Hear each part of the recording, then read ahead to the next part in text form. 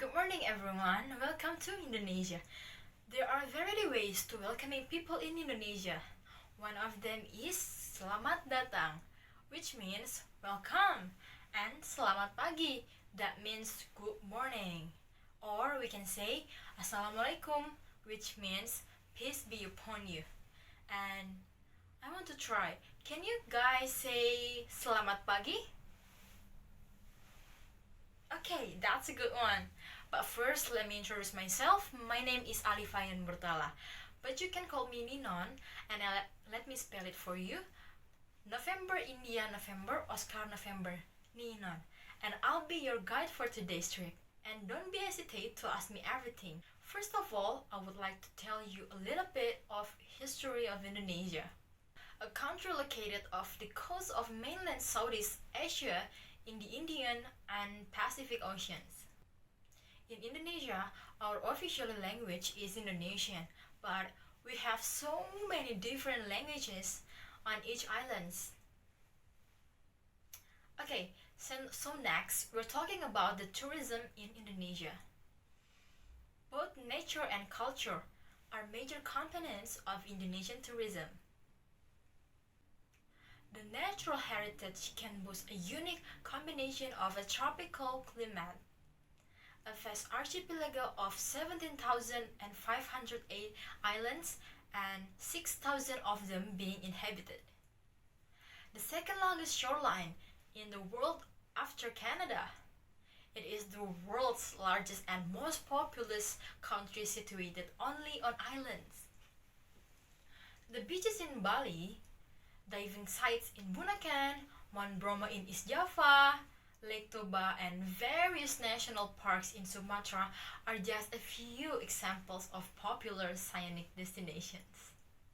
These natural attractions are complemented by a rich cultural heritage that reflects Indonesia's dynamic history and ethnic diversity. One fact is that 719 living languages are used across the archipelago, like I said before. The ancient Prambanan and Borobudur temples, Toraja, Yogyakarta, Minangkabau, and of course Bali. You guys knew it, right? With its many Hindu festivities are some of the popular destinations for cultural tourism. Tourism in Indonesia is currently overseen by the Indonesian Ministry of Tourism. International tourism campaigns have been focusing largely on its tropical destination, with white sand beaches, blue skies, and cultural attractions. We also have beach resorts and hotels have been developed in some popular tourist destinations, especially Bali Island as the primary destination. At the same time, the integration of cultural affairs and tourism under the scope of the same ministry shows that cultural tourism is considered an integral part of Indonesia's tourism industry, and conversely, that tourism is used to promote and preserve the cultural heritage.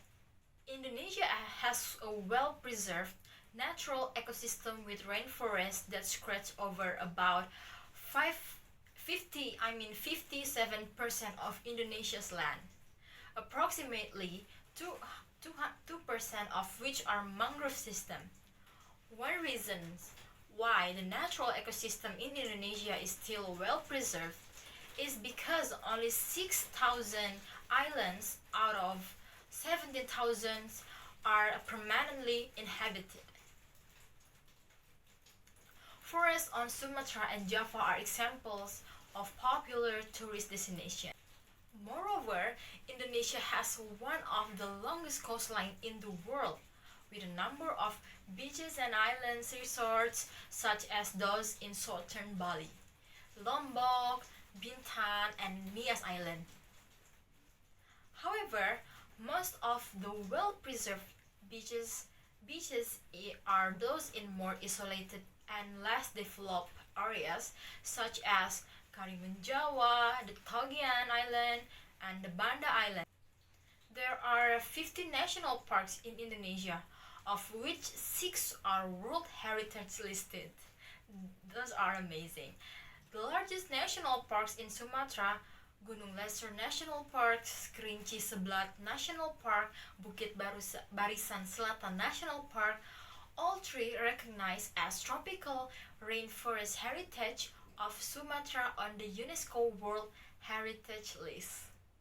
Other national parks on the list are Lawrence National Parks in Papua, Komodo National Park in the Lesser Sunda Island, and Ujung Kulon National Park in the west of Java.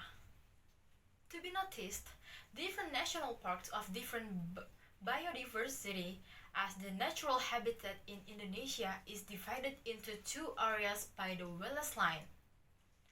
The Wallace geographical distinction means the western part of Indonesia, like Sumatra, Java, and Kalimantan, have the same flora and fauna characteristic as Asian continent, while the remaining eastern part of Indonesia has similarity with the Australian continent.